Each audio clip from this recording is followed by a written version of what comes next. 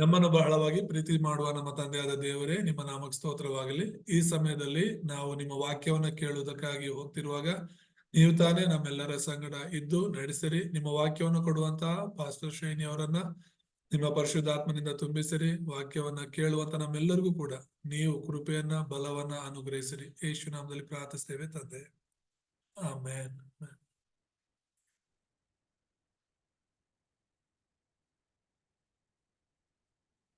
Sorry. Amen. I will share the screen now.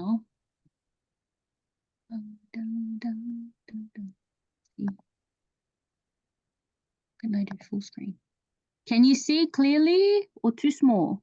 Yeah, small. You can make it bigger. Yeah. How do I do it? Here, zoom in, zoom out is there, no? You just go beside that. Yeah. Then you can tap on the. Yeah, it's there. Oh. Very bad for technology. Okay. Okay. Yeah, so we are continuing our message of the evidence of rebirth, to know that we are reborn again as a child of God. So ನಾವು ಈ ಪುನರ್ಜನ್ಮದ ಪುರಾವೆಗಳನ್ನ ನಾವು ನೋಡೋಣ. ಇದನ್ನ ನಾವು ಹಾಗೆ ಮುಂದುವರಿಸೋಣ ಈ ವಾರ ಕೂಡ. So we finished this slide, right? ನಾವು ಈ ಒಂದು ಪಾಠವನ್ನು ಮುಗಿಸಿದ್ದೇವೆ. Is it Pastor finished this one already? Yeah. Yeah. Oh, okay. Yeah. So just from last week, we had a look at we have to have assurance of salvation and assurance of answered prayers. So ನಾವು ಕಳೆದ ವಾರದಲ್ಲಿ ಕಲ್ತಿರುವಂತದ್ದು ಉತ್ತರಿಸಿದ ಪ್ರಾರ್ಥನೆಯ ಭರವಸೆಯನ್ನ ಪಡೆದುಕೊಳ್ಳೋದ್ರ ಬಗ್ಗೆ ನೋಡಿದ್ವಿ. So this message is talking about the working of the Holy Spirit, how the Holy Spirit works when we become reborn as a child of God. ಅಂದ್ರೆ ನಾವು ಹೊಸದಾಗಿ ಹುಟ್ಟಿದ ಮೇಲೆ ಪರಿಶುದ್ಧಾತ್ಮ ದೇವರು ನಮ್ಮಲ್ಲಿ ಹೇಗೆ ಕಾರ್ಯ ಮಾಡ್ತಾರೆ ಎಂಬ ವಿಷಯವನ್ನ ನೋಡಿದ್ವಿ. So we have to really pray and examine ourselves, examine our walk of faith to see how much we have truly changed inside of the gospel. ಅಂದ್ರೆ ನಾವು ಹೊಸದಾಗಿ ಹುಟ್ಟಿದ ಮೇಲೆ ಎಷ್ಟು ಮಟ್ಟಕ್ಕೆ ಬದಲಾಗಿದ್ದೇವೆ, ಕ್ರಿಸ್ತನಲ್ಲಿ ಎಷ್ಟು ಬದಲಾಗಿದ್ದೇವೆ ಅನ್ನೋದನ್ನ ಈ ವಾಕ್ಯದ ಮೂಲಕ ತಿಳ್ಕೋಬೇಕು. So even for myself, sometimes I feel like my walk of faith during the week has been very low, like I didn't receive the filling of the Holy Spirit. So then I really pray to God and ask him, please show me that I am a saved child of God. So ಕಳೆದ ವಾರ ಕೂಡ ನಾನು ಕೆಲವು ಸಲ ಬಲಹೀನಳಾಗಿದ್ದೆ. ಆಗ ನಾನು ದೇವರಿಗೆ ಪ್ರಾರ್ಥನೆ ಮಾಡಿದೆ, ದೇವರೇ ನಿನ್ನ ಆತ್ಮನಿಂದ ತುಂಬಿಸಿ ನಾನು ನಿನ್ನ ಮಗಳು ಅನ್ನುವಂತ ಒಂದು ಭರವಸೆಯನ್ನು ಹೆಚ್ಚಿಸು ಅಂತ ಕೇಳ್ಕೊಂಡೆ. So the Bible says we have the right to receive answers to our prayer. So we have to really pray the factual prayer according to the answers that we want to receive. ದೇವರ ವಾಕ್ಯದಲ್ಲಿ ನಾವು ನೋಡ್ತೇವೆ, ನಾವು ಪ್ರಾರ್ಥನೆ ಮಾಡುವಾಗ ಅದರಲ್ಲೂ ಕೂಡ ದೇವರ ವಾಕ್ಯಾನುಸಾರ ನಾವು ಪ್ರಾರ್ಥನೆ ಮಾಡುವಾಗ ತಕ್ಕ ಉತ್ತರಗಳನ್ನ ಪಡ್ಕೊಳ್ತೇವೆ ಅಂತ ಬೈಬಲ್ ಭರವಸೆ ಕೊಡುತ್ತೆ. So like the Bible verse there on the screen, 1 John 4:14-15, the Bible says we have confidence when we approach God and we can ask him for anything according to his will. So ಯೋಹಾನ 1 ಯೋಹಾನ 4:14-15 ನಾವು ನೋಡುವಾಗ ದೇವರ ಮಕ್ಕಳಾಗಿರುವಂತ ನಾವು ದೇವರ ವಾಕ್ಯಾನುಸಾರ ನಾವು ಏನು ಕೇಳ್ಕೊಂಡ್ರು ಕೂಡ ಆತನು ನಮಗೆ ಕೊಡ್ತಾರೆ.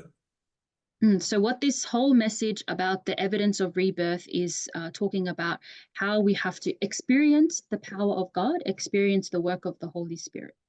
So ನಾವು ದೇವರ ವಾಕ್ಯವನ್ನ ನಂಬೋದ್ರ ಮೂಲಕ ದೇವರ ಮಕ್ಕಳಾಗಿ ಪರಿಶುದ್ಧಾತ್ಮರನ್ನ ಅನುಭವಿಸುವ ಮೂಲಕ ಯಾವ ರೀತಿ ಆ ಪ್ರಾರ್ಥನೆಗೆ ಉತ್ತರ ಪಡ್ಕೋಬಹುದು ಅನ್ನೋದನ್ನ ತಿಳಿಸುತ್ತೆ. And the Bible says that the word of God is a living word. So it's not just something that we read or we go to church to listen. It's something that we have to experience. So ದೇವರ ವಾಕ್ಯ ಬಂದು ಅದು ಸಜೀವವಾದದ್ದು, ಅದು ಕಾರ್ಯಸಾಧಕವಾದದ್ದು. ಹಾಗಾಗಿ ಆ ವಾಕ್ಯ ನಾವು ನಮ್ಮ ಜೀವನದಲ್ಲಿ ಅನುಭವಿಸಬೇಕು. So in our weakness, if we're sick, if we have stress, if we have problems, anxiety, we have to really pray that we can experience healing through the word of God. So ನಮ್ಮ ಜೀವನದಲ್ಲಿ ಏನೇ ಕಷ್ಟಗಳು ಅಥವಾ ಸಮಸ್ಯೆಗಳು ಅಥವಾ ಬಲಹೀನತೆಗಳು ಇದ್ರೂ ಕೂಡ ದೇವರ ವಾಕ್ಯವನ್ನ ಆಧಾರ ಮಾಡಿಕೊಂಡು ನಾವು ಪ್ರಾರ್ಥಿಸಬೇಕು. And with that kind of burning, like passion, kind of, we desperately want to receive our answer, then God will quickly answer us. So, ನಮಗೆ ಆ ಒಂದು ಹಿಡಿತ ಇರಬೇಕು. ಸತತವಾಗಿ ನಾವು ಆ ವಿಷಯಕ್ಕಾಗಿ ಪ್ರಾರ್ಥನೆ ಮಾಡಿ ದೇವರಿಂದ ಉತ್ತರವನ್ನು ಪಡ್ಕೊಳ್ಳುವಂತ ಆ ಒಂದು ಆತುರತೆ ಇರಬೇಕು. But if we think, it's not important and I don't really have to pray, or we have unbelief and we think, God won't listen to my prayer, then we can't experience the work of God. ನಾವು ದೇವರ ವಾಕ್ಯದಲ್ಲಾಗಲಿ ದೇವರ ಆತ್ಮದಲ್ಲಾಗಲಿ ನಂಬಿಕೆ ಇಡದೆ, ನಾನು ಪ್ರಾರ್ಥನೆ ಮಾಡಿದ್ರು ಕೂಡ ದೇವ್ರು ನನ್ನ ಪ್ರಾರ್ಥನೆಗಳಿಗೆ ಉತ್ತರಿಸಲ್ಲ ಅಂತ ಹೇಳಿ, ಅಥವಾ ಪ್ರಾರ್ಥನೆ ಮಾಡಿದ್ರು ಪ್ರಯೋಜನ ಇಲ್ಲ ಅನ್ನುವಂತಹ ನಿಟ್ಟಿನಲ್ಲಿ ನಾವಿದ್ರೆ ನಿಜವಾಗ್ಲೂ ದೇವರ ಬಲವನ್ನ ನಾವು ಅನುಭವಿಸೋದಕ್ಕೆ ಆಗುವುದಿಲ್ಲ. So what is some more evidence that we can experience? Number 5, in 1 John 5:18, let's read the Bible verse on the screen. Screen ಮೇಲೆ ಇರುವಂತ ವಚನವನ್ನ ಓದೋಣ. 1 ಯೋಹಾನ 5:18. ದೇವರಿಂದ ಹುಟ್ಟಿರುವವನು ಪಾಪ ಮಾಡುವವನಲ್ಲವೆಂಬುದು ನಮಗೆ ಗೊತ್ತಿದೆ. ದೇವರಿಂದ ಹುಟ್ಟಿದಾತನು ಅವನನ್ನು ಕಾಪಾಡುವನು, ಕೆಡುಕನು ಅವನನ್ನು ಹಿಡಿಯುವುದಿಲ್ಲ. Amen. Amen. So the Bible says that we want to live a clean and holy life according to what God desires for us. ದೇವರ ವಾಕ್ಯದಲ್ಲಿ ಹೇಳುವ ಹಾಗೆ ದೇವರಿಂದ ಹುಟ್ಟಿದವರು ಒಂದು ಪಾಪವಿಲ್ಲದವರಾಗಿ ಒಂದು ಶುದ್ಧ ಮನಸ್ಸಿನಿಂದ ಜೀವಿಸಬೇಕೆಂಬುದಾಗಿ ನೋಡ್ತೇವೆ. And this is because we are reborn again. So we don't have filling of evil spirits anymore. We have the filling of the Holy Spirit. ಇದು ಯಾಕೆ ಅಂತ ಹೇಳಿದ್ರೆ ನಮ್ಮಲ್ಲಿ ಅಶುದ್ಧ ಆತ್ಮ ಇಲ್ಲ, ದೇವರ ಪರಿಶುದ್ಧ ಆತ್ಮ ಇರೋದ್ರಿಂದ ದೇವರ ಮಕ್ಕಳಾಗಿ ನಾವು ಬದುಕ್ತೇವೆ. So when it says that we do not continue to sin, it means we don't want to sin inside of our heart. Yes, the devil exists. The devil still drags us back into sin, but in our hearts we don't want to do it anymore. So ಈ ಲೋಕದಲ್ಲಿ ಸೈತಾನನ ಇರೋದ್ರಿಂದ, ದುರಾತ್ಮಗಳಿರೋದ್ರಿಂದ ಜನರನ್ನ ಪಾಪದಲ್ಲಿ ಬಿಡಿಸೋದಕ್ಕೆ ಸೈತಾನ ಪ್ರಯತ್ನ ಮಾಡ್ತಾನೆ ಇರ್ತಾನೆ. ಸೊ ನಾವು ನಮ್ಮ ಹೃದಯದಲ್ಲಿ ಪಾಪದಲ್ಲಿ ಬೀಳದ ಹಾಗೆ ಬಲವಾಗಿರಬೇಕು. And the Bible says the one who was born of God keeps them safe, and the evil one cannot harm them. So inside of Christ, inside of salvation, we are safe from the hands of the devil. ಇಲ್ಲಿ ವಾಕ್ಯ ಹೇಳುತ್ತೆ, ದೇವರಿಂದ ಹುಟ್ಟಿರುವವನು ಪಾಪ ಮಾಡುವನಲ್ಲವೆಂಬುದು ನಮಗೆ ಗೊತ್ತದೆ ಅಂತ. ಕಾರಣ ದೇವರೇ ಅವರನ್ನ ಕಾಪಾಡುತ್ತಾರೆ. What it means is there is a devil that exists that still drags us into our old sinful nature, but God always gives us a way to come out. ಸೈತಾನನು ಪ್ರತಿ ಸಲ ದೇವರ ಮಕ್ಕಳನ್ನ ಪಾಪದಲ್ಲಿ ಬೀಳಿಸ್ಬೇಕು ಅಂತ ಪ್ರಯತ್ನ ಮಾಡ್ತಾನೆ ಇರ್ತಾನೆ. ಆದ್ರೆ ದೇವರು ಅವರನ್ನ ಖಂಡಿತವಾಗ್ಲೂ ಕೂಡ ಬಲವಾಗಿ ನಿಲ್ಲುವಂತೆ ಕಾಪಾಡ್ತಾನೆ. So in the past, we had no power to resist the devil. Whenever the devil came to us and dragged us into our sinful nature, we just followed. But now we have a method. We can listen to the message, meditate on the word of God. ಯೇಸುವಿನ ನಂಬುವುದಕ್ಕೆ ಮುಂಚೆ ನಮಗೆ ಸೈತಾನನ್ನ ಎದುರಿಸೋದಕ್ಕೋ ಅಥವಾ ಸೈತಾನನ್ನ ಜಯಿಸೋದಕ್ಕೋ ಬಲ ಇರ್ಲಿಲ್ಲ. ಆದ್ರೆ ಈಗ ಯೇಸು ಸ್ವಾಮಿ ನಮ್ಮಲ್ಲಿ ಇರೋದ್ರಿಂದ, ನಾವು ದೇವರ ಮಕ್ಕಳಾಗಿರೋದ್ರಿಂದ ದೇವರ ಯೇಸು ಹೆಸರಲ್ಲಿ ಪ್ರಾರ್ಥಿಸಿ ಸೈತಾನನ್ನ ನಾವು ಗದರಿಸಬಹುದು, ಜಯಿಸಬಹುದು.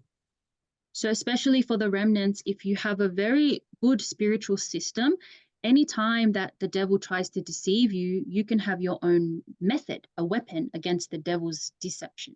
ಹಾಗಾಗಿ ಸೈತಾನನು ಯಾವುದೇ ಸಮಯದಲ್ಲಿ ನಿಮ್ಮನ್ನ ವಂಚಿಸೋದಕ್ಕೆ, ಗದರಿಸೋದಕ್ಕೆ ಬರುವಾಗ ನೀವು ಈಗ ಪ್ರಾರ್ಥನೆ ಎಂಬ ಆಯುಧವನ್ನು ಹಿಡ್ಕೊಂಡು ಸೈತಾನನ ಗದರಿಸಬೇಕು. Some people, they like to listen to hymns, so gospel music, or some people, they turn on the message. That way, all of the thoughts and unbelief of the devil goes out of their mind. ಕೆಲವು ಸಲ ನಾವು ಭಯ ಪಡುವಾಗ ಅಥವಾ ಕೆಟ್ಟ ಆಲೋಚನೆಗಳು ಬರುವಾಗ, ಸೈತಾನ್ ನಮ್ಮನ್ನ ಭಯಪಡಿಸುವಾಗ ಒಬ್ಬೊಬ್ಬರಿಗೂ ಒಂದೊಂದು ರೀತಿಯಾದಂತ ವಿಧಾನ ಇರುತ್ತೆ, ಅದನ್ನ ಯಾವ ರೀತಿ ಜಯಿಸ್ಬೇಕು ಅಂತ. ಕೆಲವರು ಹಾಡುಗಳನ್ನ ಹಾಡ್ತಾರೆ ಅಥವಾ ಹಾಡುಗಳನ್ನ ಕೇಳಿಸ್ಕೊಳ್ತಿರ್ತಾರೆ, ದೇವರ ಹಾಡುಗಳನ್ನ. ಇನ್ನು ಕೆಲವರು ದೇವರ ವಾಕ್ಯವನ್ನ ಕೇಳಿಸ್ಕೊಳ್ತಾ ಇರ್ತಾರೆ. ಸೊ ಯಾವ್ದಾದ್ರು ಒಂದು ರೀತಿಯಲ್ಲಿ ಅದನ್ನ ಜಯಿಸ್ತಾರೆ. And on the screen, it says there is a way to live holy inside of the gospel, and that means we center our life on evangelism, missions, and worship. So ನಾವು ದೇವರಲ್ಲಿ ಸುವಾರ್ತೆ ನಿಷ್ಠೆಯಲ್ಲಿ ಇರಬೇಕು ಅಂತ ಹೇಳಿ. ಹೇಗೆ ಸುವಾರ್ತೆ ನಿಷ್ಠೆ? ಸುವಾರ್ಥ ಸೇವೆ ಮತ್ತು ಸೇವೆಗಳು ಮತ್ತು ಆರಾಧನೆಯಲ್ಲಿ ನಿಷ್ಠೆಯಿಂದ ಇರಬೇಕೆಂಬುದಾಗಿ ನೋಡ್ತೀವಿ. So in religion says that to be holy, we have to be, come before God and do many good deeds, be a good person. So ಲೋಕದಲ್ಲಿರುವಂತ ಧರ್ಮಗಳು ನಾವು ದಾನ ಧರ್ಮ ಮಾಡ್ಬೇಕು, ನಾವು ಒಳ್ಳೆ ಕೆಲಸವನ್ನ ಮಾಡ್ತಾ ಒಳ್ಳೆಯವರಾಗಿ ಜೀವಿಸ್ಬೇಕು ಅನ್ನೋದನ್ನ ಹೇಳ್ಕೊಡುತ್ತೆ. But in the gospel standard, to be holy and righteous in front of God, it means we want to live our life that is centered on saving people's soul, evangelism. ಆದ್ರೆ ದೇವರ ವಾಕ್ಯದ ಪ್ರಕಾರ ನಾವು ಪರಿಶುದ್ಧರಾಗಿ, ನಾವು ನೀತಿವಂತರಾಗಿ ಹೇಗೆ ಬದುಕಬಹುದು ಅಂದ್ರೆ ಯೇಸು ಕ್ರಿಸ್ತನನ್ನ ನಂಬಿ ಕ್ರಿಸ್ತನಲ್ಲಿ ಇರೋದ್ರ ಮೂಲಕ ಮಾತ್ರನೇ ಸಾಧ್ಯ. So even though the remnants are young, you have to pray, how can my talent, how can my skills be used to do God's vision, God's plan for world evangelization? So ದೇವರ ವಾಕ್ಯ ನೋಡಿಕೊಂಡು ನಾನು ಹೇಗೆ ಲೋಕ ಸುವಾರ್ತೀಕರಣ ಮಾಡಬೇಕು, ದೇವರ ದರ್ಶನವನ್ನ ಹೇಗೆ ನನ್ನಲ್ಲಿ ನೆರವೇರಿಸಬೇಕು ಅನ್ನೋದನ್ನ ನಾವು ಯೋಚಿಸಬೇಕಾಗಿದೆ. And sometimes it seems very far away, seems very distant from you, or we have unbelief and we think, how can I do world evangelization? I'm just a small person, but that is unbelief. ಅನೇಕ ಸಲ ಅನ್ಸ್ಬೋದು, ನನ್ನ ಒಂದು ಹಿನ್ನೆಲೆಯನ್ನ, ನನ್ನ ಸ್ಥಿತಿಯನ್ನ ನೋಡ್ಬಿಟ್ಟು ನಾನ್ ತುಂಬಾ ಚಿಕ್ಕವನು, ಚಿಕ್ಕವಳು, ನಾನು ಹೇಗೆ ಲೋಕ ಸುವಾರ್ತೆಗಳನ್ನ ಮಾಡಬಹುದು ಅಂತ ಹೇಳಿ ಆ ಒಂದು ಬಲಹೀನತೆ ಅಥವಾ ಅಪನಂಬಿಕೆ ಅನ್ನೋದು ಇರುತ್ತೆ. If you pray just a little bit, God can show you how he will use your life, and even through your talents, through your future, how God will guide you. ನೀನು ಸ್ವಲ್ಪದ್ರ ಮಟ್ಟಿಗೆ ದೇವರಲ್ಲಿ ನಂಬಿಕೆ ಇಟ್ಟಿದ್ರೆ ಸಾಕು, ದೇವರು ನಿನ್ನ ಜೀವಿತದಲ್ಲಿ ದೊಡ್ಡ ಕಾರ್ಯಗಳನ್ನ ಮಾಡೋದನ್ನ ನೀನೇ ನೋಡ್ತೀಯ. And another evidence we receive is we overcome the world through faith. ಆರನೇದಾಗಿ ನಾವು ನೋಡೋದಾದ್ರೆ ನಂಬಿಕೆಯ ಮೂಲಕ ಜಗತ್ತನ್ನ ಜಯಿಸಿ ಎಂಬುದಾಗಿ. So let's read 1 John 5:4. 1 ಯೋಹಾನ 5:4 ಓದೋಣ. ಯಾಕೆಂದರೆ ದೇವರಿಂದ ಹುಟ್ಟಿರುವಂತದೆಲ್ಲವೂ ಲೋಕವನ್ನು ಜಯಿಸುತ್ತದೆ, ಲೋಕವನ್ನು ಜಯಿಸಿದಂತದ್ದು ನಮ್ಮ ನಂಬಿಕೆಯೇ. Amen. Amen. Our faith is the only thing that we have that can help us overcome the world. ಹೌದು, ಲೋಕವನ್ನ ಜಯಿಸೋದು ನಮ್ಮ ನಂಬಿಕೆ ಮಾತ್ರನೇ. Through our hard effort, even if we build a very good life for ourselves, if one day it's all taken away, the only thing we have left is our faith. ಈ ಲೋಕದಲ್ಲಿ ನಮಗಿರುವಂತ ಎಲ್ಲವೂ ಕೂಡ ನಮ್ಮನ್ನ ಬಿಟ್ಟು ಹೋಗ್ಬಿಡುತ್ತೆ ಒಂದು ದಿನ, ಆದ್ರೆ ಎಂದೆಂದಿಗೂ ನಮ್ಮಲ್ಲಿ ಇರೋದು ನಂಬಿಕೆ ಮಾತ್ರನೇ. So the 7 remnants in the Bible, they weren't renowned people, they weren't amazing people from amazing family lines. They were people who had very strong faith. ನಾವು ಸತ್ಯವೇದದಲ್ಲಿ ಕೂಡ ನೋಡ್ತೇವೆ, ಅನೇಕ ಬಲವಾದ ದೇವರ ಮಕ್ಕಳು ಇದ್ರು. ಅವ್ರು ಒಳ್ಳೊಳ್ಳೆ ಕುಟುಂಬದಿಂದ, ಒಳ್ಳೊಳ್ಳೆ ಸ್ಥಳಗಳಿಂದ ಬಂದಿರೋರಾಗಿದ್ರು. ಅವರಲ್ಲಿ ಬಲವಾದ ನಂಬಿಕೆ ಇದ್ದಿದ್ದನ್ನ ನಾವು ನೋಡ್ತೇವೆ. And when they received this covenant, when they received the message of Christ the Savior, they really held onto it and staked their life for that message. ಆ ಬೈಬಲ್ ಅಲ್ಲಿ ಇರುವಂತ ದೇವರ ಮಕ್ಕಳು ಯಾವಾಗ ದೇವರ ವಾಕ್ಯವನ್ನ ಕೇಳಿಸ್ಕೊಂಡ್ರೋ ಅವರ ಜೀವಿತವನ್ನ ಆ ವಾಕ್ಯವನ್ನು ಹಿಡ್ಕೊಂಡು ಆ ವಾಕ್ಯಕ್ಕಾಗಿ ಬದುಕೋದಕ್ಕೆ ತೀರ್ಮಾನ ಮಾಡ್ಕೊಂಡು. So they faced persecution, they faced being rejected by, many people. Even Moses, he was in the desert for 40 years as a fugitive. He ran away, but they never lost hold of their covenant. ದೇವರ ವಾಕ್ಯವನ್ನ ಹಿಡ್ಕೊಂಡು ದೇವ್ರಿಗಾಗಿ ಬದುಕಬೇಕು ಅಂತ Bible ಅಲ್ಲಿ ಯಾರೆಲ್ಲ ತೀರ್ಮಾನ ಮಾಡ್ಕೊಂಡ್ರೋ ಅವ್ರ ಜೀವನದಲ್ಲಿ ಅನೇಕ ಸಮಸ್ಯೆಗಳು ಬಂತು, ಅನೇಕ ಕಷ್ಟಗಳು ಬಂತು. ಅವರು ಇಲ್ಲಿಂದ ಅಲ್ಲಿಗೆ ಅಲೆದಾಡುವ ಜನರಾಗಿ ಇದ್ರು ಎಂಬುದಾಗಿ ನಾವು ನೋಡ್ತೇವೆ. ಮೋಶೆ ಜೀವನದಲ್ಲಿ ಕೂಡ ನೋಡಿದ್ರು ಅವನು ಅರಮನೆಯನ್ನೇ ದೇವರಿಗೋಸ್ಕರ ಬಿಟ್ಟು ಅವನು ಅಲೆದಾಡುವವನಾಗಿದ್ದ ಎಂಬುದಾಗಿ ನೋಡ್ತೇವೆ. So there's a lot of things that can make us discouraged. If we face failure or if we become sick, we can question and think, am I really a saved child of God? ನಮ್ಮ ಜೀವನದಲ್ಲಿ ಸಮಸ್ಯೆಗಳು, ಕಷ್ಟಗಳು, ಅವಮಾನಗಳು ಎದುರಾಗುವಾಗ ನಮ್ಗೆ ಅನಿಸ್ಬೋದು, ನಾನ್ ನಿಜವಾಗ್ಲೂ ರಕ್ಷಣೆ ಹೊಂದಿದ್ದೀನಾ ಇಲ್ವಾ ಅನ್ನುವಂತ ಅನುಮಾನನೂ ಬರಬಹುದು. But that is our journey. That is our covenant journey that we have to live in our life. So God is not giving us a problem to make us crumble down. He wants to show us victory through our faith. So ನಮ್ಮ ಜೀವನದಲ್ಲಿ ನಾವು ಒಂದನ್ನ ಅರ್ಥ ಮಾಡ್ಕೋಬೇಕು. ನಮ್ಮ ಜೀವನದಲ್ಲಿ ಏನೇ ಕಷ್ಟ, ಸಮಸ್ಯೆ, ಹಿಂಸೆಗಳು ಬಂದ್ರು ದೇವ್ರು ಅದನ್ನ ಯಾಕೆ ನಮಗ್ ಕೊಡ್ತಿದಾರೆ ಅಂದ್ರೆ ನಮ್ಮನ್ನ ನಾಶ ಮಾಡೋದಕ್ಕಲ್ಲ, ಕೆಡವಿ ಬೀಳ್ಸೋದಕ್ಕಲ್ಲ, ನಮ್ಮನ್ನ ಗಟ್ಟಿಯಾಗಿ ನಂಬಿಕೆಯಲ್ಲಿ ನಿಲ್ಲಿಸೋದಕ್ಕಾಗಿ ಅಂತ ಅರ್ಥ ಮಾಡ್ಬೇಕು. And faith is not something we can just receive. We can't just wake up one day and have very strong faith. ಅದು ನಂಬಿಕೆ ಅನ್ನೋದು ಏನೋ ರಾತ್ರಿ ಬರುವಂತದ್ದಲ್ಲ. ರಾತ್ರಿ ಮಲಗಿ ಬೆಳಗ್ಗೆ ಎದ್ದ ತಕ್ಷಣ ನಮ್ಗೆ ದೇವರಲ್ಲಿ ತುಂಬಾ ನಂಬಿಕೆ ಇದೆ ಅಂತ ಒಂದು ದಿನದಲ್ಲಿ ಬರುವಂತ ನಂಬಿಕೆ ಅಲ್ಲ ಅದು. Faith is something that builds over time. The more that you experience the work of the Holy Spirit, your faith becomes so strong. So ಆ ನಂಬಿಕೆ ಯಾವಾಗ ಬಲವಾಗಿ ಬೆಳೆಯುತ್ತೆ ನಮ್ಮಲ್ಲ ಅಂದ್ರೆ ನಾವ್ ಎಷ್ಟು ಹೆಚ್ಚಾಗಿ ವಾಕ್ಯವನ್ನ ಕೇಳ್ತಿರ್ತೀವೋ, ನಾವ್ ಎಷ್ಟು ಹೆಚ್ಚಾಗಿ ದೇವರ ಅನುಭವವನ್ನು ಹೊಂದ್ಕೊಳ್ತಿರ್ತೀವೋ ಅಷ್ಟು ಬಲವಾಗಿ ನಮ್ಮ ನಂಬಿಕೆ ರೂಪುಗೊಳ್ಳುತ್ತೆ. And that is our victory. So we have to overcome the world through our faith. ನಮ್ಮ ನಂಬಿಕೆ ಯಾವಾಗ ಬಲ ಪಡುತ್ತೋ ಆಗ ಮಾತ್ರನೇ ನಾವು ಲೋಕವನ್ನ ಜಯಿಸೋದಕ್ಕೆ ಆಗುತ್ತೆ. So there are many times where we can think, especially in evangelism, we can have unbelief from the devil where we don't want to share the gospel.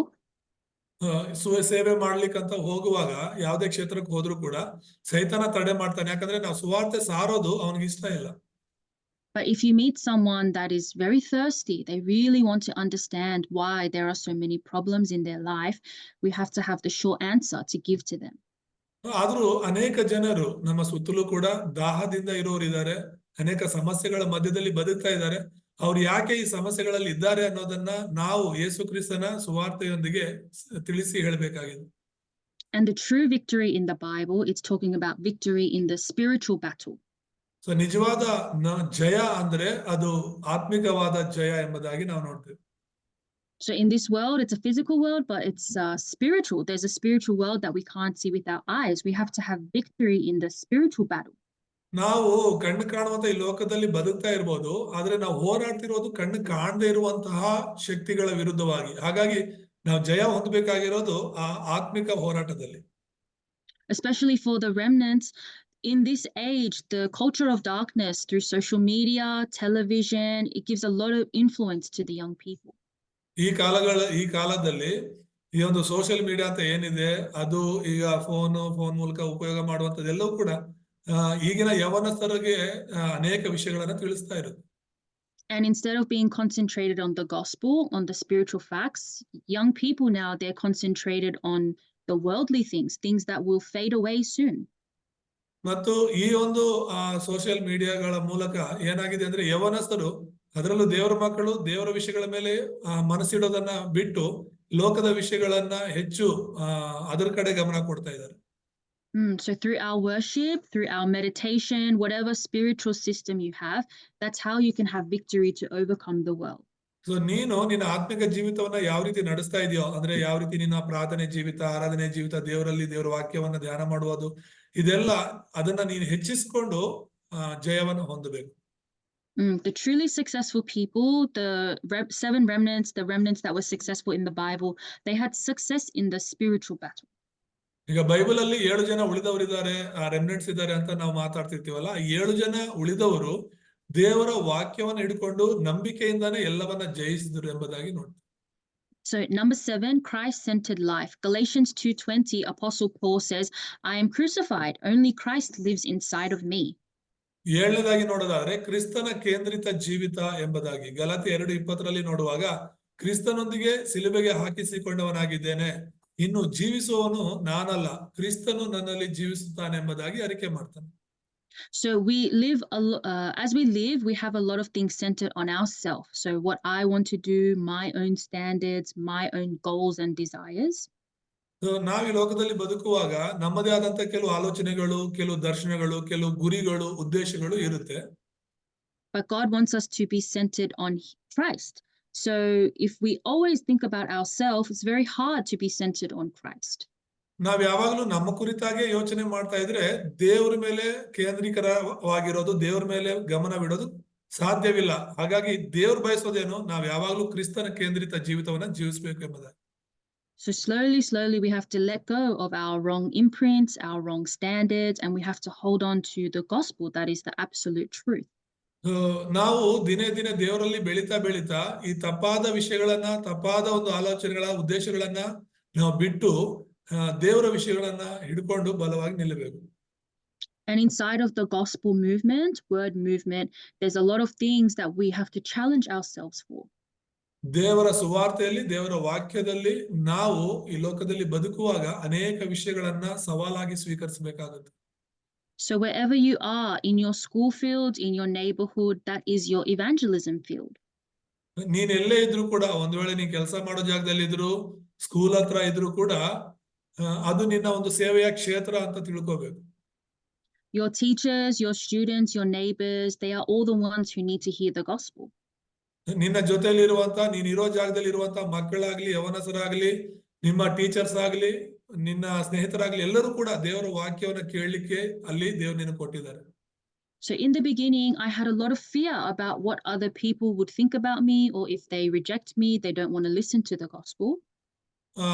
ಮೊದಲು ನನಗೆ ಸಮಸ್ಯೆ ಇತ್ತು ಅಥವಾ ಭಯ ಇತ್ತು. ನಾನು ಸುವಾರ್ತೆ ಸಾರುವಾಗ ಯಾರಾದ್ರೂ ಕೇಳ್ತಾರೋ ಇಲ್ವೋ, ಏನಂತಾರೋ ಅನ್ನುವಂತ ಆ ಭಯ ಇತ್ತು. But I prayed and I thought, what does God truly want for me? That's what I want to do. I want my desire to be that. So then I thought, I really have to be boldly share the gospel. ಆ ಒಂದು ಭಯದಲ್ಲಿದ್ದ ನಾನು ದೇವರ ವಾಕ್ಯ ಕೇಳ್ತಾ ಕೇಳ್ತಾ ಒಂದು ತೀರ್ಮಾನ ಮಾಡ್ಕೊಂಡು ಪ್ರಾರ್ಥನೆ ಮಾಡಿದೆ. ಯಾರು ಕೇಳ್ತಾರೋ ಬಿಡ್ತಾರೋ, ನಾನು ನನ್ನ ಆಲೋಚನೆಯಂತೆ ಸುವಾರ್ತೆ ಸೇವೆ ಮಾಡದೆ ದೇವರ ವಾಕ್ಯದಂತೆ ನಾನು ಮಾಡ್ಬೇಕು. ದೇವ್ರಿಗೆ ಇಷ್ಟ ಆಗೋದೇನು, ನಾನು ಸುವಾರ್ತೆ ಸಾರೋದು, ಆ ಕೆಲಸವನ್ನ ಮಾಡ್ಬೇಕು ಅಂತ ಹೇಳಿ ತೀರ್ಮಾನ ಮಾಡ್ಕೊಂಡು. So we have to pray to keep breaking down all of our wrong imprints, all of our wrong standards. ಹಾಗಾಗಿ ನಮ್ಮಲ್ಲಿರುವಂತಹ ನಮ್ಮ ಸ್ವಂತ ಆಲೋಚನೆ, ಸ್ವಂತ ಬುದ್ಧಿಗಳನ್ನೆಲ್ಲ ಮುರಿದಾಕ್ಬೇಕು ನಾವು. And even if you look crazy, honestly, sometimes when I go to the evangelism field, I look like a crazy person because I'm sharing the gospel and that person really doesn't want to listen, or they really don't want to, receive the blessing. ಕೆಲವು ಸಲ ಜನ ನಾ ಸುವಾರ್ತೆ ಸಾರಕ್ ಹೋದಾಗ ವಿಚಿತ್ರವಾಗಿ ನೋಡ್ತಾರೆ.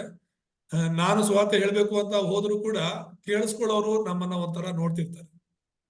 But I experienced a lot of times where the darkness breaks down and then that person opens up and then they are happy and they're able to receive the gospel. ಅದ್ರ ಒಂದು ಸಣ್ಣ ಪ್ರಾರ್ಥನೆ ಮೂಲಕ ನಾನು ಅವ್ರಿಗೆ ಸುವಾರ್ತೆ ಸಾರೋದಕ್ಕೆ ಪ್ರಾರಂಭ ಮಾಡುವಾಗ ಆ ಕತ್ತಲೆ ಎಲ್ಲ ಒಡೆದೋಗುತ್ತೆ. ಅವರು ದೇವರ ವಾಕ್ಯವನ್ನ ಶ್ರದ್ಧೆಯಿಂದ ಕೇಳೋದನ್ನು ಕೂಡ ನಾನು ಅನುಭವಿಸಿದ್ದೇನೆ.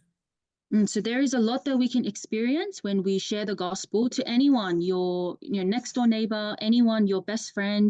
You can really experience God's power at that time. So ನೀನು ನಿನ್ನ ಸ್ನೇಹಿತರಿಗಾಗ್ಲಿ, ನಿನ್ನ ಮನೆ ಅಕ್ಕಪಕ್ಕದಲ್ಲಿ ಇರೋರ್ಗಾಗ್ಲಿ ಸುವಾರ್ತೆ ಸಾರುವಾಗ ಖಂಡಿತ ನೀನು ಕೂಡ ಇಂಥ ಒಂದು ಅನುಭವಗಳನ್ನ ಹೊಂದುತ್ತೀಯ. ಅವರು ಕೂಡ ಸುವಾರ್ತೆ ಕೇಳಿ ದೇವರ ಕಡೆ ಬರ್ತಾರೆ.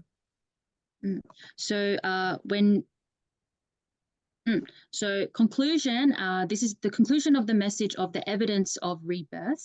So ಇದು 4ನೇ ಪಾಠ, ಹೊಸದಾಗಿ ಹುಟ್ಟೋದ್ರ ಬಗ್ಗೆ. ಅದು ಮುಕ್ತಾಯದ ಹಂತಕ್ಕೆ ನಾವು ಬಂದಿದ್ದೇವೆ. So this message is talking about how we crossed over from death to life. We were a child of the devil, we became a child of God. So ಈ ಒಂದು ಮುಕ್ತಾಯದಲ್ಲಿ ನಾವು ನೋಡೋದೇನಂದ್ರೆ, ಸೈತಾನನ ಮಗುವಾಗಿದ್ದ ನಾವು ಹೇಗೆ ದೇವರ ಮಗುವಾಗಿ ಪರಿವರ್ತನೆ ಆಗಿದ್ದೀವಿ ಅನ್ನೋದನ್ನ ನೋಡ್ತೀವಿ. And actually the greatest blessing that we received is the blessing of salvation. ನಾವು ಹೊಂದ್ಕೊಂಡಿರುವಂತಹ ಶ್ರೇಷ್ಠವಾದ ಆಶೀರ್ವಾದ ಯಾವುದು ಅಂದ್ರೆ ರಕ್ಷಣೆ. And that's what reborn means. It's not saying it's not like a, religious rebirth, you come again as another animal or a being. So ಪುನರ್ಜನ್ಮ ಅನ್ನುವಂಥದ್ದು ನಾವು ಸತ್ತು ಮತ್ತೆ ಆ ಶರೀರದಲ್ಲಿ ಹುಟ್ಟಿ ಬರೋದು ಅಲ್ಲ. Yeah, it's a spiritual rebirth. So me, who was under the power of the devil, I was blessed, received salvation, became a child of God. ಅಂದ್ರೆ ನಾನು ಸೈತಾನನ ಮಗುವಾಗಿ, ಸೈತಾನನ ಬಂಧನದಲ್ಲಿದ್ದಂತ ನಾನು ಯೇಸುವಿನ ನಂಬಿ ದೇವರ ಮಗುವಾಗಿ ಮಾರ್ಪಡುವಂತದ್ದು, ಅದು ಹೊಸ ಜನ್ಮ ಅಂತ ಹೇಳಿ, ಹೊಸದಾಗಿ ಹುಟ್ಟೋದು ಎಂಬುದಾಗಿ ನೋಡ್ತೀವಿ. And the Bible says that we are the ones who receive this blessing, so we have to be the one to relay this blessing to another person. ಅಂದ್ರೆ ನಾವು ಈ ಸುವಾರ್ತೆಯನ್ನ, ಈ ಆಶೀರ್ವಾದವನ್ನು ಹೊಂದ್ಕೊಂಡಿದೀವಿ ಅಂದ್ರೆ ಇದನ್ನ ನಾವು ಮತ್ತೊಬ್ಬರಿಗೂ ಕೂಡ ಹೇಳಬೇಕಾಗಿದೆ. And I'm very thankful for the person who shared this gospel with me and who continuously rooted and imprinted me with the word of God. ಈ ಸುವಾರ್ತೆಯನ್ನ ನನಗೆ ಸಾರಿದಂತ ವ್ಯಕ್ತಿಗೆ ನಾನು ತುಂಬಾ ಕೃತಜ್ಞತಳಾಗಿರ್ತೇನೆ. ಕಾರಣ ಏನಂದ್ರೆ ಆತನು ಈ ಒಂದು ಸುವಾರ್ತೆ ನನಗೆ ಸಾರಿದ್ದಕ್ಕೇನೆ ನಾನು ಇವತ್ತು ರಕ್ಷಣೆಯಲ್ಲಿ ದೇವ್ರಿಗೋಸ್ಕರ ಇರೋದಕ್ಕೂ, ಇನ್ನೊಬ್ಬರನ್ನ ದೇವ್ರ ಕಡೆ ನಡೆಸೋದಕ್ಕೂ ಸಾಧ್ಯವಾಯಿತು. If I didn't have that process, if I didn't have that time to, there's a lot of times that we struggle even though we are a child of God. ಆ ವ್ಯಕ್ತಿ ಆ ಸಮಯದಲ್ಲಿ ನನ್ನನ್ನು ಭೇಟಿಯಾಗಿ ಸುವಾರ್ತೆ ಸಾರಲಿಲ್ಲ ಅಂದಿದ್ರೆ ಒಂದ್ ವೇಳೆ ಈ ರೀತಿ ನಾನು ಇರಕ್ ಆಗ್ತಿರ್ಲಿಲ್ಲ. ದೇವ್ರ ನಂಬದ ಮೇಲೂ ಕೂಡ, ರಕ್ಷಣೆ ಹೊಂದಿದ ಮೇಲೂ ಕೂಡ ಅನೇಕ ಸಮಸ್ಯೆಗಳು ನಮ್ಮ ಜೀವನದಲ್ಲಿ ಬರುತ್ತೆ. And we can be deceived, we can fall over, but those are all temporary things. Actually, God gave us victory already. ನಾವು ಕೆಲವು ಸಲ ಮೋಸ ಹೋಗ್ತಾ ಇರ್ತೀವಿ, ಕೆಲವು ಸರಿ ಬಲಹೀನರಾಗ್ತಾ ಇರ್ತೇವೆ, ಆದ್ರೂ ನಾವು ಭಯ ಪಡಬಾರ್ದು. ಯಾಕಂದ್ರೆ ಈಗಾಗಲೇ ಕ್ರಿಸ್ತನಲ್ಲಿ ನಾವು ಜಯವನ್ನ ಹೊಂದ್ಕೊಂಡಿದ್ದೇವೆ. So we need to have assurance that we truly came out of John 8:44. We were a child of the devil and now we are a child of God. ಅದಕ್ಕೆ ಯೋಹಾನ ಸುವಾರ್ತೆ 8:44 ಹೇಳುವ ಹಾಗೆ ನಾವು ಸೈತಾನನ ಮಕ್ಕಳಾಗಿದ್ವಿ, ಆದ್ರೆ ಇವತ್ತು ಯೇಸುವನ್ನು ನಂಬಿ ದೇವರ ಮಗುವಾಗಿ ನಾವು ಮಾರ್ಪಟ್ಟಿದ್ದೀವಿ. ಆ ಒಂದು ಭರವಸೆ ನಮ್ಮಲ್ಲಿ ಇರಬೇಕು. And we should have assurance, we should be proud. We know when we die, our spirit will go to heaven to be with Christ. ಮತ್ತೆ ನಾವು ಯಾವಾಗ ಸತ್ತರೂ ಕೂಡ ಪರಲೋಕಕ್ಕೆ ಹೋಗ್ತೀವಿ, ದೇವರ ಬಳಿಗೆ ಹೋಗ್ತೀವಿ ಅನ್ನುವಂತ ಭರವಸೆ ನಮ್ಮೆಲ್ಲರಲ್ಲಿ ಇರಬೇಕು. There are a lot of religious people, they have no idea when they die where they're going to go. ಈ ಲೋಕದಲ್ಲಿ ತುಂಬಾ ಜನ ಬದುಕ್ತಾ ಇದ್ದಾರೆ, ಆದ್ರೆ ಅವ್ರು ಸತ್ತ ಮೇಲೆ ಎಲ್ಲಿಗೆ ಹೋಗ್ತಾರಂತ ಅವ್ರಿಗೆ ಗೊತ್ತಿಲ್ಲದೇನೆ ಬದುಕ್ತಾ ಇದ್ದಾರೆ. They say, oh, only God knows, or maybe I'll come back born as another animal, born as another creature. ನಾನ್ ಸತ್ ಮೇಲೆ ಎಲ್ಲಿ ಹೋಗ್ತೀನಿ ಅಂತ ನನಗೇನು ಗೊತ್ತು ಅನ್ನೋರು ತುಂಬಾ ಜನ ಇದ್ದಾರೆ, ನನಗೇನು ಗೊತ್ತಿಲ್ಲ ಅನ್ನೋರು ಇದ್ದಾರೆ. ಒಂದ್ ವೇಳೆ ನಾನು ಮತ್ತೆ ಪುನರ್ಜನ್ಮವನ್ನು ಹೊಂದ್ಕೊಳ್ತೀನಿ, ಯಾವ್ದಾದ್ರು ಒಂದು ಪ್ರಾಣಿ ಪಕ್ಷಿ ತರ ನಾನು ಮತ್ತೆ ಹುಟ್ಟಬಹುದು ಅನ್ನೋ ಅಂತವ್ರು ಇದ್ದಾರೆ. Yeah, that is all religion. Inside of the gospel, we have assurance of salvation. We don't have to wonder. We don't have to be afraid when we die. So ಲೋಕದವ್ರು ಈ ರೀತಿಯಾಗಿ ಮಾತಾಡ್ಕೊಳ್ತಾರೆ, ಆದ್ರೆ ದೇವ್ರ ಮಕ್ಕಳಾಗಿರುವಂತ ನಾವು ಈ ರೀತಿಯಾಗಿ ಅಲ್ಲಿ ಇಲ್ಲಿ ಓಡಾಡೋದು, ಆ ಆಲೋಚನೆ ಈ ಆಲೋಚನೆ ಮಾಡೋದೇನೋ ಅವಶ್ಯಕತೆ ಇರಲ್ಲ. ನಾವು ದೇವ್ರ ಮಕ್ಕಳಾಗಿದ್ದೀವಿ, ಆ ಭರವಸೆ ನಮಗಿದೆ. ನಾವು ಸತ್ತ ಮೇಲೂ ಕೂಡ ದೇವ್ರ ಬಳಿಗೆ ಹೋಗ್ತೀವಿ ಅನ್ನುವಂತ ಬಲವಾದ ನಿರೀಕ್ಷೆ ಇದೆ. Yeah, so this is the type of answer content we have to be able to share with other people, because a lot of them under religion, they are wondering, they don't know where they will go when they die. ಹಾಗಾಗಿ ಈ ಲೋಕದಲ್ಲಿರುವಂತವ್ರು ಬೇರೆ ಬೇರೆ ಧರ್ಮಗಳನ್ನ ಅವ್ರು ಹಿಂಬಾಲಿಸ್ತಾ ಸರಿಯಾದ ಒಂದು ಜೀವಿತಕ್ಕೆ ಸರಿಯಾದ ಉತ್ತರ ಗೊತ್ತಿಲ್ಲದೆ ಈ ಲೋಕದಲ್ಲಿ ಅಲೆದಾಡ್ತಾ ಇದ್ದಾರೆ. ಅಂತವ್ರಿಗೆ ಸರಿಯಾದ ಸುವಾರ್ತೆ ಹೊಂದಿರುವಂತ ನಾವು ಅವ್ರಿಗೆ ಸರಿಯಾದ ಮಾರ್ಗದಲ್ಲಿ ನಡೆಸಬೇಕಾಗಿದೆ. So we were once under Romans 6:17, a slave to sin. Let's read Romans 6:17. ರೋಮ 6:17 ಓದ್ಕೊಳ್ಳೋಣ. ಅದು ಪಾಪಕ್ಕೆ ನಾವು ಗುಲಾಮರಾಗಿದ್ವಿ ಒಂದಾನೊಂದು ದಿನ.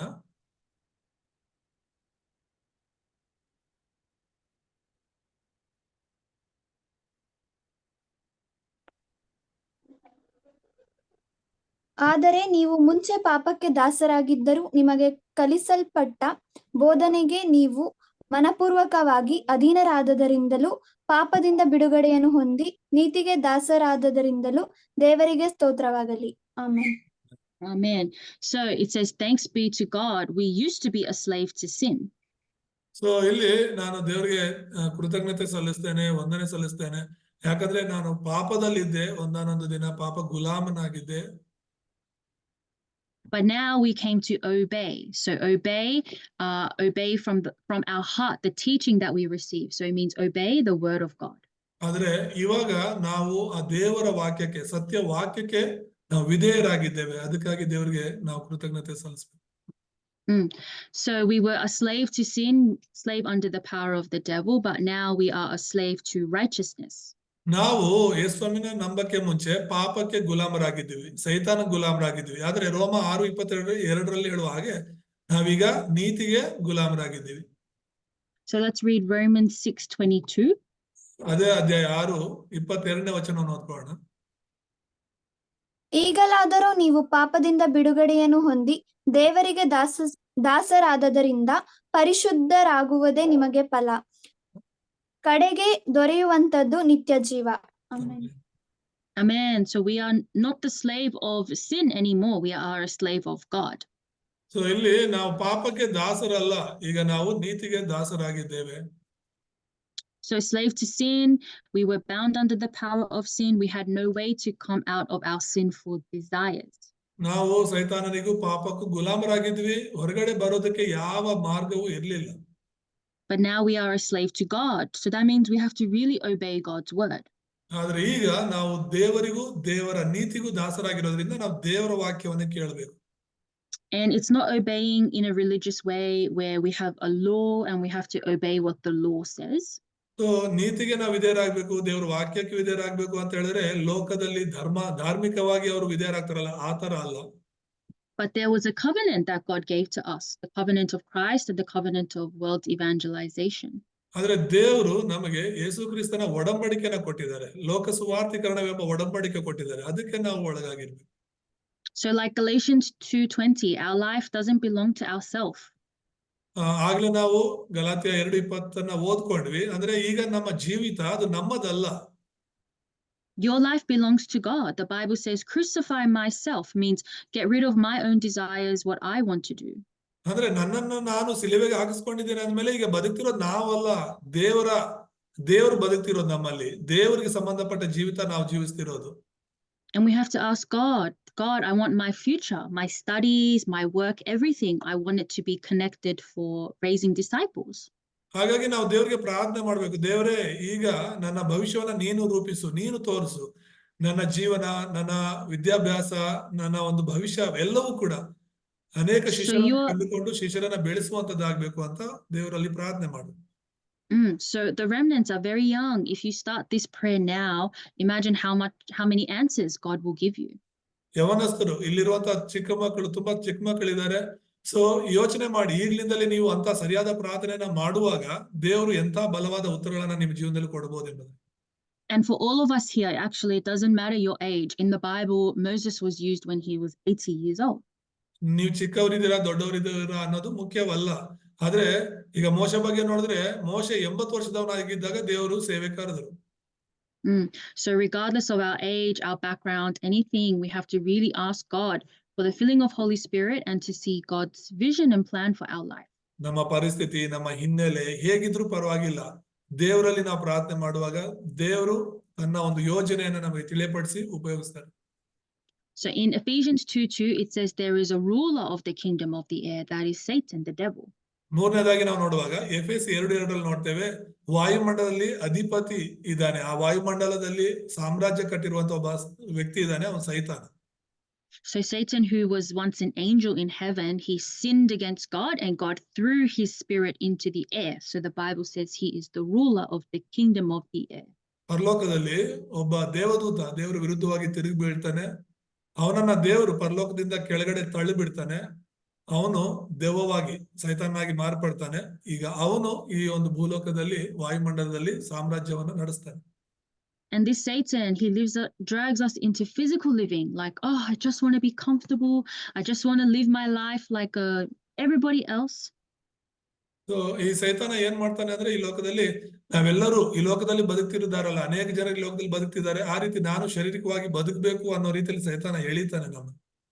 And a lot of people say, oh, I just want to live and have a nice life, have a good job, feed my family, raise my children, that's all. So ನಾವು ಅನೇಕ ಸಲ ಲೋಕದವರಂತ ಯೋಚನೆ ಮಾಡ್ತೀವಿ. ಏನಂತ? ಅವ್ರ ತರ ನಾವು ತಿನ್ಬೇಕು, ಕುಡಿಬೇಕು, ಬಟ್ಟೆ ಹಾಕ್ಬೇಕು, ಜೀವನ ಮಾಡ್ಬೇಕು ಅಂತ ಹೇಳಿ.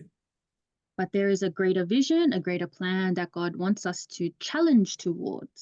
ಆದ್ರೆ ಅದೆಲ್ಲದಕ್ಕಿಂತ ಹೆಚ್ಚಾದ ಒಂದು ಯೋಜನೆ ದೇವರ ಯೋಜನೆ ಆಗಿದೆ. ಆ ಯೋಜನೆ ಹಿಡ್ಕೊಂಡು ನಾವು ಬದುಕಬೇಕು ಅಂತಾನೆ ದೇವರು ಇಷ್ಟಪಡ್ತಾನೆ. So the more we hear the word and continuously guided by the Holy Spirit, you can see how God has a plan for your life. ನಾವೆಷ್ಟು ಹೆಚ್ಚಾಗಿ ದೇವರಲ್ಲಿ ಇದ್ದು ಪ್ರಾರ್ಥನೆ ಮಾಡ್ತೀವೋ ಅಷ್ಟು ಹೆಚ್ಚಾಗಿ ದೇವರು ನಮ್ಮ ಜೀವನದಲ್ಲಿ ಇಟ್ಟಿರುವ ಉದ್ದೇಶವನ್ನ ಅರ್ಥ ಮಾಡ್ಕೊಳ್ಳಿಕ್ ಸಾಧ್ಯ. So let's read Galatians 5:16. Galatia 5:16 ವಚನವನ್ನ ನಾವು ಓದಿ ತಿಳ್ಕೊಳ್ಳೋಣ.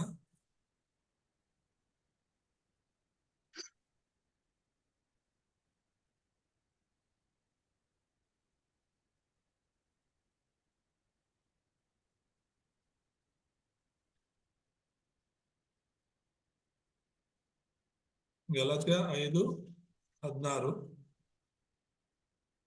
ನಾನು ಹೇಳುವುದೇನೆಂದರೆ, ಪವಿತ್ರಾತ್ಮನನ್ನು ಅನುಸರಿಸಿ ನಡೆದುಕೊಳ್ಳಿರಿ, ಆಗ ನೀವು ಶರೀರ ಭಾವದ ಅಭಿಲಾಷೆಗಳನ್ನು ಎಷ್ಟು ಮಾತ್ರಕ್ಕೂ ನೆರವೇರಿಸುವುದಿಲ್ಲ. Amen. Amen. So how can we overcome our flesh, our physical desire, is we have to walk by the Holy Spirit. So ನಾವು ಶಾರೀರಿಕವಾದ ಅಭಿಲಾಷೆಗಳನ್ನ ಹೇಗೆ ಜಯಿಸಬಹುದು ಅಂತ ಹೇಳಿದ್ರೆ, ಪರಿಶುದ್ಧಾತ್ಮನನ್ನು ಅನುಸರಿಸಿ ನಡೆದುಕೊಳ್ಳೋದ್ರ ಮೂಲಕ. Satan makes us lazy. We don't want to go to school. We don't want to go to worship. But the Bible says, receive the filling of Holy Spirit and receive strength.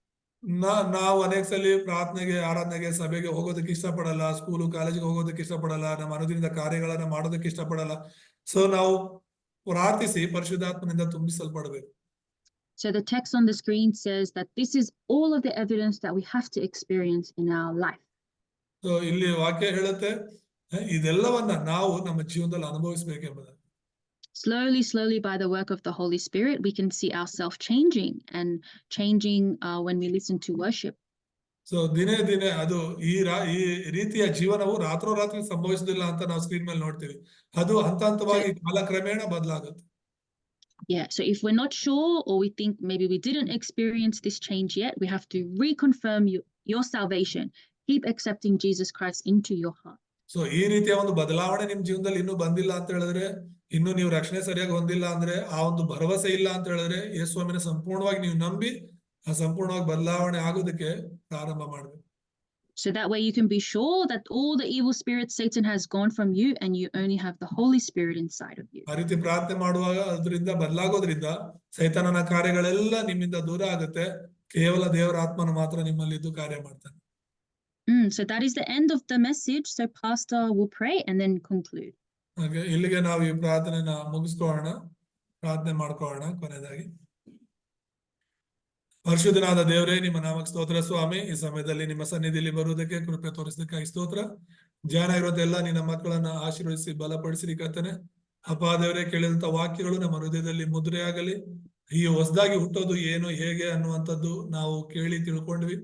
ಅಪ್ಪ ದೇವರೇ, ಮುಂದಿನ ವಾರದಿಂದ ಮತ್ತೊಂದು ಪಾಠವನ್ನ ಮತ್ತೊಂದು ವಿಷಯವನ್ನ ಕುರಿತು ನಾವು ತಿಳ್ಕೊಳ್ಳುವಾಗ ನೀವು ತಾನೇ ಜೊತೆ ಇರಿ. ಪಾಸ್ಟರ್ ಶೈನಿನ ಇಲ್ಲಿ ಕೂಡಿ ಬಂದ್ರೆ ಎಲ್ಲ ನಿನ್ನ ಮಕ್ಕಳ ನಿನ್ನ ಕರಳು ಕೊಡ್ತೇನೆ, ಆಶೀರ್ವದಿಸಿ. ಯೇಸು ನಾಮದಲ್ಲಿ ಪ್ರಾರ್ಥಿಸ್ತೇನೆ ತಂದೆ, ಆಮೇನ್.